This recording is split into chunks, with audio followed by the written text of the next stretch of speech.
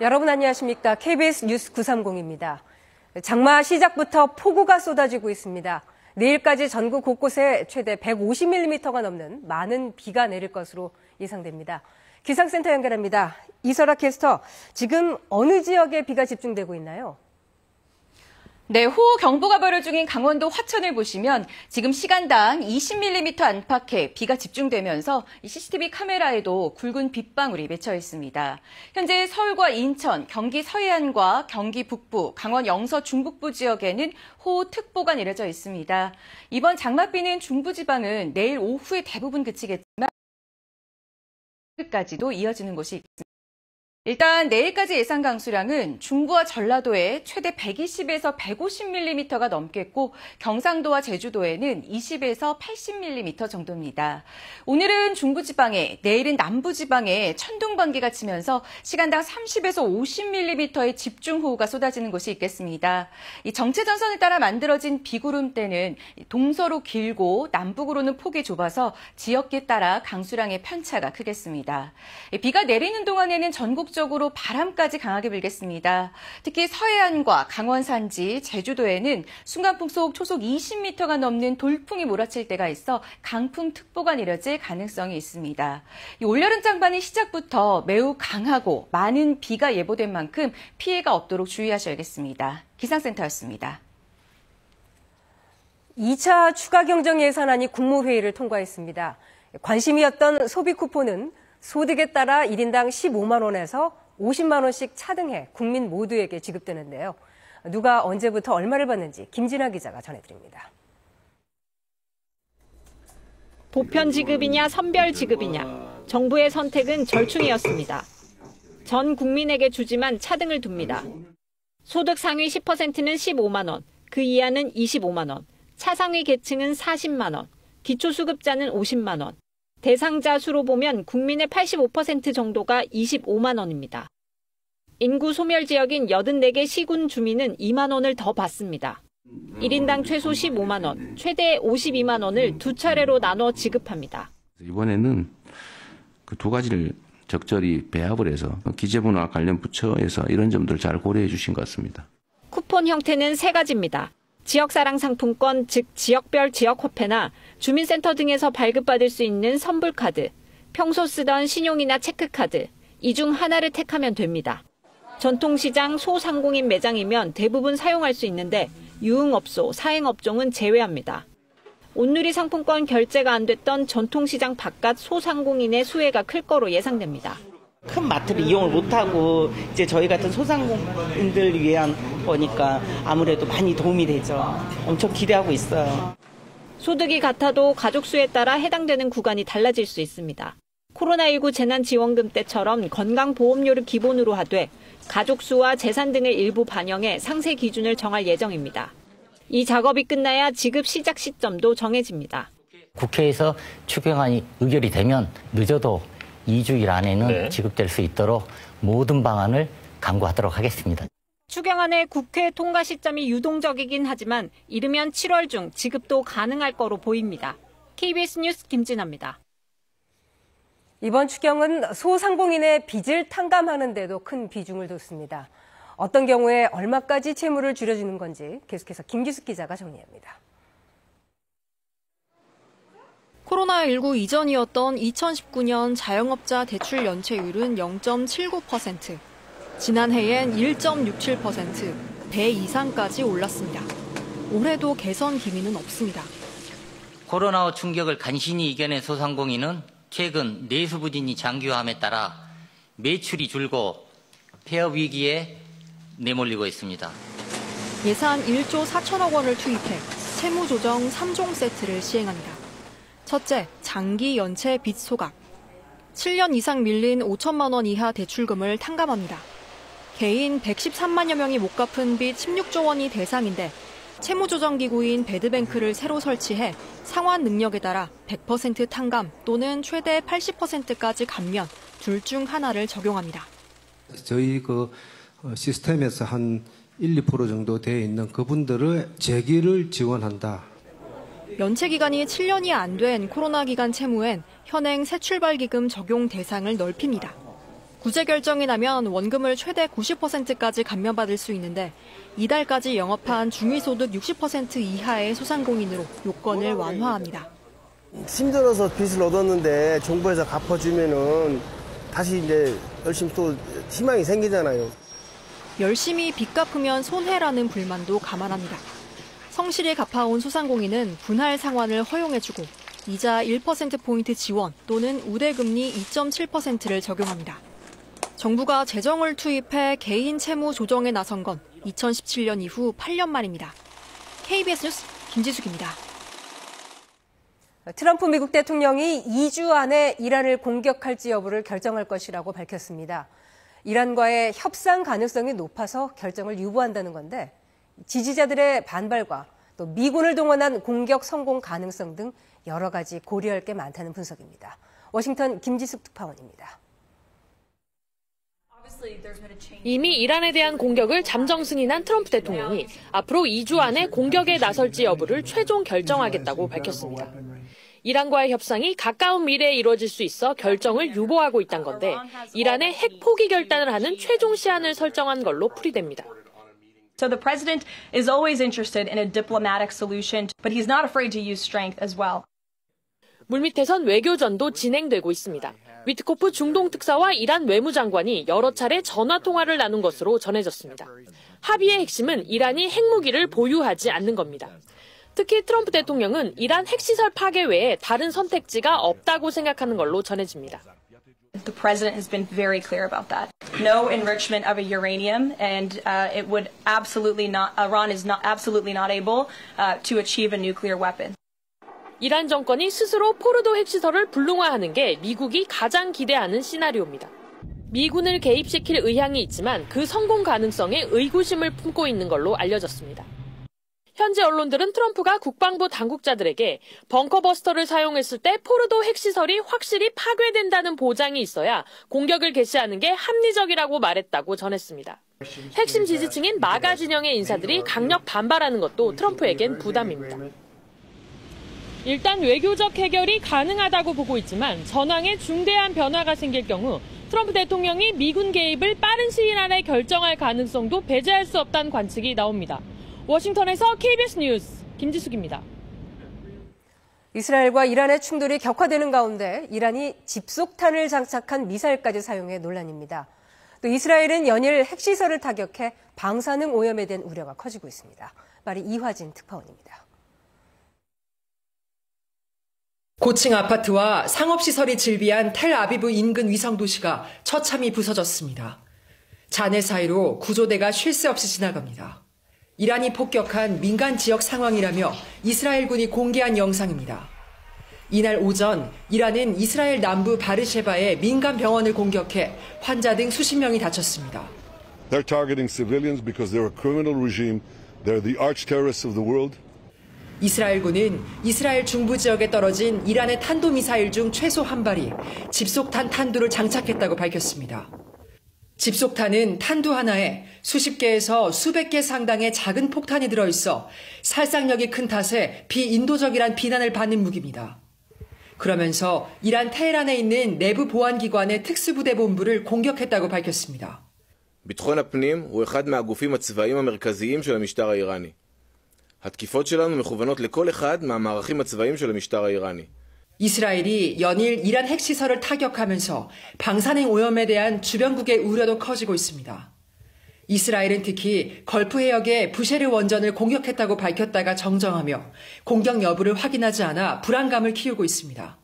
부셰르 원전을 직접 지은 러시아 측은 해당 원전이 공격받을 경우 체르노빌에 비견할 재앙이 벌어질 것이라며 이는 악을 넘어서는 일이라고 경고했습니다.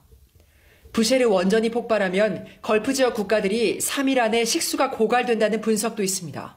Россия призывает израильское руководство немедленно прекратить налеты на ядерные установки и площадки, находящиеся под гарантиями и являющиеся объектами проверочной деятельности МАГАТЭ.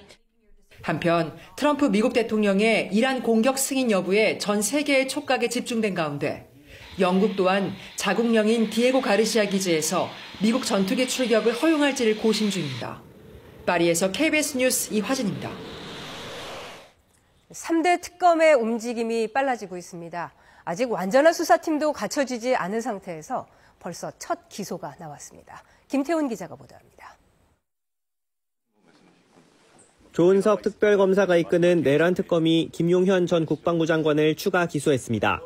임명된 지 6일 만으로 새 특검 가운데 첫 기소입니다. 12.3 비상계엄 관련 위계에 의한 공무집행 방해와 증거인멸 교사 혐의를 적용했습니다. 구속 기소된 김 전 장관은 이달 26일 구속기한이 만료되는데 조건 없이 석방되는 상황을 차단하려는 조치로 풀이됩니다. 앞서 법원은 검찰 요청에 따라 김 전 장관에게 조건부 보석을 허가했지만 김 전 장관 측은 반발하면서 이의 제기한 상태입니다. 조 특검은 법원의 신속한 병합과 추가 구속영장 발부를 요청했다고 밝혔습니다. 조 특검은 검사 42명과 경찰 31명에 대해 추가로 파견을 요청하기도 했습니다. 앞서 조 특검이 요청한 고검 검사급 검사 9명은 이미 내란 특검에 합류해 업무를 시작했습니다. 민중기 특검이 담당하는 김건희 여사 관련 의혹 사건들도 본격 수사 착수 초읽기에 들어갔습니다. 특검보 구성을 가장 먼저 마친 민특검은 법무부와 공수처 등 관련 기관 방문을 이어가며 협조를 요청했습니다. 파견받을 검사와 수사관, 범위 등에 관해서 논의를 하고 협조 요청을 드렸습니다. 순직 해병 의혹 수사를 진행할 이명현 특검도 특검보 후보 8명의 추천을 마치고 수사팀 구성 절차에 돌입했습니다. KBS 뉴스 김태훈입니다. 대통령 경호처를 동원해 체포영장 집행을 방해한 혐의를 받고 있는 윤석열 전 대통령이 경찰의 3차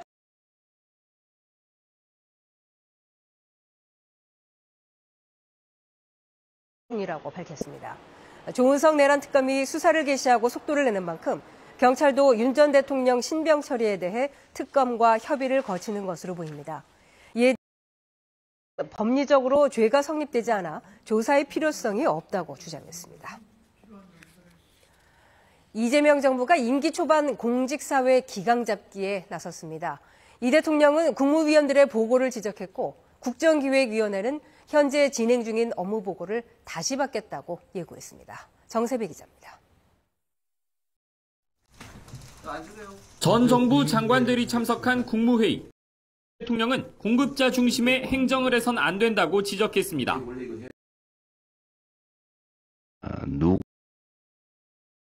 어떤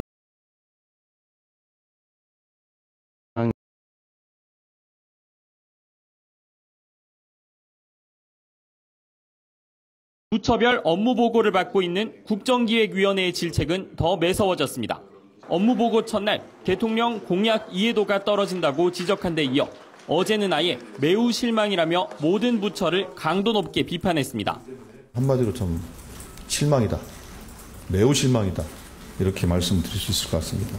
제가 이럴 데 없고 새로운 정부의 5년을 기획하는 문서라고 보기에는 정말로 그 수준이 윤석열 정부 3년과 계엄 사태를 거치며 공직사회가 얼마나 무너졌는지를 보여준다고도 했습니다. 국정위 고위 관계자는 일부 부처를 제외하면 전체적으로 문제가 있었다고 지적했습니다. 특히 기획재정부를 겨냥해 지난 권한대행 체제에서 정치 중립을 위반했다는 혐의를 받는다며 그러면 더 열심히 해야 하는데 준비가 미흡해 보였다고 직격했습니다. 국정위는 전 부처 업무 보고를 다시 받는 수준으로 진행하겠다고 밝혔습니다. 그동안 흐트러진 상태에서 흐트러진 상황을 가지고 하셨다면 지금부터는 모든 것을 새롭게 각오하고 하셔야 됩니다. 국정위는 업무보고 마지막 날인 오늘 해체 수준의 조직 개편 대상에 오른 검찰의 보고를 받습니다. KBS 뉴스 정세배입니다. 이재명 대통령이 모레 여야 지도부를 초청해 회동을 갖습니다. 우상호 대통령실 정무수석은 이 대통령과 여야 지도부들이 모레 대통령 관저에서 오찬을 겸해 회동할 예정이라고 밝혔습니다. 이 자리에는 김병기 민주당 대표 직무대행 겸 원내대표, 국민의힘 김용태 비대위원장과 송원석 원내대표가 참석하며 대통령이 G7 정상회의 관련 내용을 상세히 설명하고 의제 제한 없이 허심탄회한 대화를 나눌 예정입니다. 이번엔 KB증권 연결해서 오늘의 주식시장 알아보겠습니다. KB증권입니다. 국내 증시 소폭 상승 출발했습니다. 15포인트대 상승하던 코스피는 상승폭을 줄이는 등 변동성을, 코스닥도 하락 반전하는 등 혼조세입니다. 이 시각 현재 코스피는 10.03포인트 상승한 2,987.77에, 코스닥은 1.97포인트 오른 784.48에 거래되고 있습니다.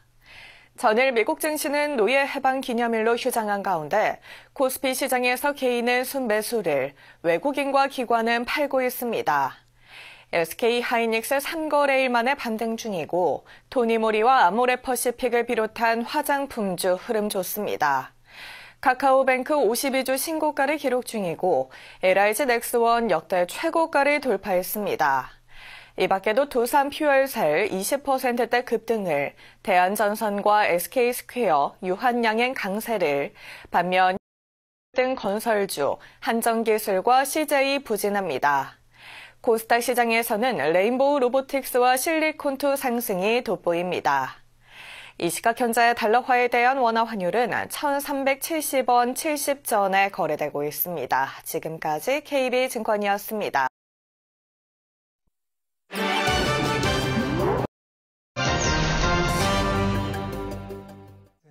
인구 감소와 고령화로 역 직원이 없는 철도 무인역이 늘고 있는데요. 도쿄도 예외가 아닙니다. 결국 일본 철도인 JR 동일본이 주변 지역 활성화에 나섰습니다. 무인역이 즐비한 도쿄 JR 오우메역과 오쿠타마역 구간입니다.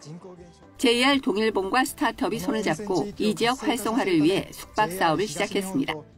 첫 번째로 사업을 시작한 곳이 바로 무인역인 하토노스역입니다. 손님들은 이곳에서 체크인을 한 뒤 안내를 받아 다른 곳에 위치한 객실로 이동합니다. 객실과 음식점은 선로 주변에 위치한 비어있는 오래된 민가를 고쳐 마련했습니다. 즉, 역 주변 지역으로 호텔 기능을 분산해 여행객들이 지역 주변을 관광하게 만들어 철도 이용객도 함께 늘리겠다는 계산입니다. こちらに来てくる人がいたらもう私としては万歳なんですけどね。 손님들은 주변 지역을 다니면서 채소 수확을 체험하고 조성해놓은 생물 서식지를 둘러볼 수 있는데요. 도쿄에서도 이런 자연을 즐길 수 있다며 도심 쪽에서 많은 손님들이 몰리고 있다고 합니다. 베네수엘라 동부의 작은 마을 엘도라도. 황금의 땅이라는 이름을 가진 이 마을에서 주민들은 금을 화폐로 사용합니다. 상인들은 주민들이 내미는 금 알갱이를 저울로 재느라 분주한데요. 금 0.02g으로 옥수수 한 봉지, 1g으로는 밀가루와 기름, 분유 등이 들어있는 식료품 한 팩을 살 수 있습니다. Si no tengo oro, no tengo vida. ¿Con qué compro? ¿Verdad? ¿Con qué compro? Igualito que la moneda. Si no hay billete, no hay nada. 이 마을에서 금 1g으로 약 85달러에서 100달러에 해당하는 상품을 살 수 있지만 그만큼의 금을 모으려면 수시간의 힘든 작업이 필요합니다. A veces uno dura todo un año metido en la mina. Metido para adentro, para adentro. A veces dura, como puede durar 2 días, 3 días. 안전대책이 없어 광산 붕괴 사고로 목숨을 잃는 일도 흔한데요. 여기에 불법 채굴과 범죄 조직이 연루돼 지난 4년 동안 약 200명 넘게 사망했고 소상공인에 대한 갈취도 극심해 황금의 마을 엘도라도는 고통의 마을로 전락하고 있습니다. 두 손으로 휴대전화 메시지를 보내고 물병을 들어올리는 일. 누군가에겐 평범한 일상이지만 29살 루카 씨에겐 17년 만에야 해보는 동작입니다. 루카 씨는 12살 때 제대로 치료를 받지 못한 연쇄 상규균 감염이 전신 폐혈증으로 악화돼 두 손과 다리를 잃었습니다. 의족을 착용한 뒤 걸을 수 있게 됐지만 두 손은 의수로 대체할 수 없던 상황. You need your hands to survive. You need it for the most basic independence in life. 희망의 끈을 놓지 않고 손 이식 수술을 위한 기증자를 수년째 기다려온 루카 씨와 그의 가족. 마침내 기증자가 나타났고 지난해 가을 미국 펜실베이니아주의 한 병원에서 10시간에 걸친 수술을 받은 끝에 루카 씨는 두 손을 되찾았습니다. It is still a miracle today to have two hands basically because I did not have that for almost. 루카 씨는 이제 물의 온도와 질감도 느낄 수 있게 됐다고 하는데요. 기증자로부터 시작된 기적, 새로운 삶을 향해 루카 씨는 한 걸음씩 나아가고 있습니다. 중국 신장 지역의 나태살로 만들어진 전기가 3,000km나 떨어진 베이징의 어둠을 밝히고 있는데요. 그 현장을 소개합니다. 베이징 예술센터. 화려한 조명 아래 각 공연장에서 다양한 공연이 열리고 있습니다. 오후 4시에서 6시 사이 이곳에서는 4,000kW 정도의 전력이 소비되는데요. 신장 지역에서 태양광 발전으로 생산된 친환경 에너지를 실시간으로 공급받아 쓰고 있습니다. 두 지역 간 일조량 차이와 전력 사용량 피크 시간대가 서로 다른 점을 이용한 겁니다. 首都15点到24点需要购电，新疆15点电力富裕，外售能力也弱了。那么我们能达成交易的时刻就是16点和17点。 전력 공급업체 3곳이 초고압 전력망을 통해 닝샤, 산둥, 허베이를 거쳐 베이징까지 전력을 공급합니다. 전력 공급업체 관계자는 베이징이 지난해 이런 방식으로 350억 킬로와트의 친환경 전기를 외부에서 공급받았고 올해는 그 양이 400억 킬로와트에 이를 것이라고 밝혔습니다. KBS 월드뉴스입니다. 강력한 위력을 가진 허리케인 에릭이 멕시코 서부에 상륙했습니다. 강한 바람과 폭우로 피해가 속출했습니다. 뉴욕 박일중 특파원입니다. 거센 바람이 건물 복도로 몰아칩니다. 밤새 비도 강하게 내렸습니다. 해안가 건물들이 주저앉았고 육지로 끌어올려둔 배들은 한데 엉켜버렸습니다. Mire, pues hay algunas que están perforadas por abajo. Necesitamos sacarlas como estamos haciendo ahorita y ya darle vuelta y checarlas, ¿no? Pero sí, por ejemplo, el amigo, mira, su motor es pérdida total. 내륙 쪽에서도 전신주와 나무가 쓰러졌고 그 충격에 담벼락이 기울기도 했습니다. Y la verdad sí estuvo muy fuerte el aire. Nosotros estábamos refugiados allá en el cuarto cuando se escuchó como tronó el. 현지 시각 19일 새벽 허리케인 에릭이 멕시코 서부에 상륙하면서 벌어진 일입니다. 한때 두 번째로 강한 단계인 4등급까지 세력을 키웠던 에릭은 시속 200km가 넘는 강풍으로 유명 휴양지 아카풀코 일대에 피해를 남겼습니다. Hay afectaciones principalmente en la costa de Oaxaca y en la costa chica de Guerrero. Fuertes lluvias, vientos. 기상당국은 멕시코 남부에도 폭우가 내릴 것으로 예보했습니다. 다만 허리케인은 멕시코 산악지대와 만나면서 현지 시각 19일 밤사이 소멸할 것으로 관측됩니다. 멕시코는 최근 2년 사이 강력한 허리케인이 상륙해 모두 60여 명의 인명피해를 입었습니다. 멕시코는 5월에서 11월 사이가 태평양과 대서양 양쪽에서 허리케인이 닥치는 시기입니다. 뉴욕에서 KBS 뉴스 박일중입니다. 어젯밤 서울 강서구 자원순환센터에서 불이 났습니다. 또 경남 김해 버스 정류장에서는 3중 추돌 사고로 운전자와 승객들이 병원으로 옮겨졌습니다. 추재훈 기자가 보도합니다.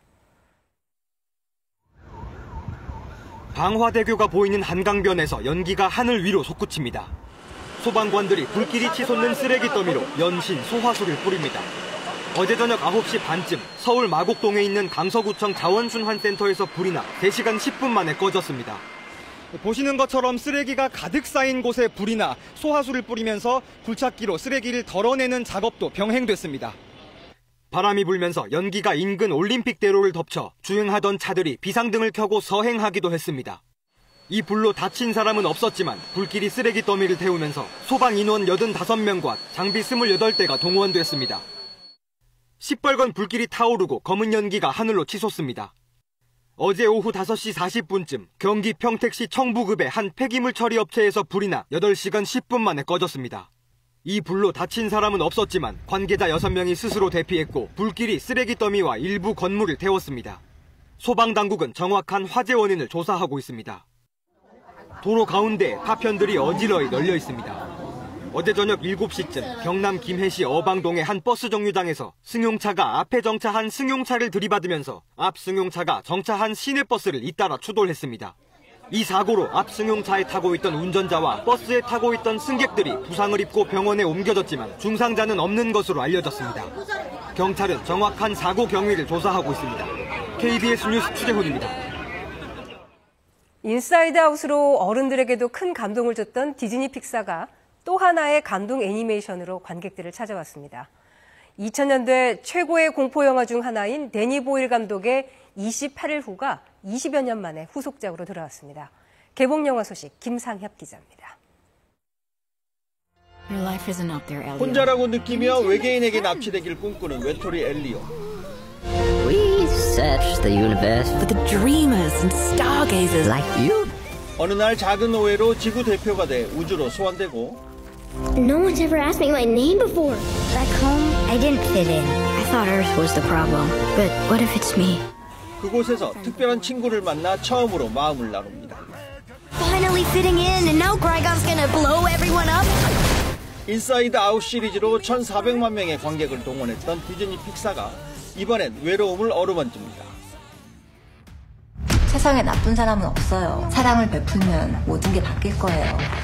인간의 선한 마음을 믿는 스타 강사 유정. 이러지 마시고 저 좀 놔주세요. 사람을 이용하는 선의를 만나 예상치 못한 사건에 휘말립니다. 악마가 인간이고 인간이 악마야. 선의로 이어진 관계가 오히려 위협이 돼 돌아오는 현대사회의 어두운 이면을 담았습니다. 정말 한순간인 것 같아요. 사람이 누구를 잘못 만나는 거는 이 일상에서도 너무 쉽게 일어날 수 있는 일이라고 생각했던 것 같고. There were so many dead. Infected and non-infected.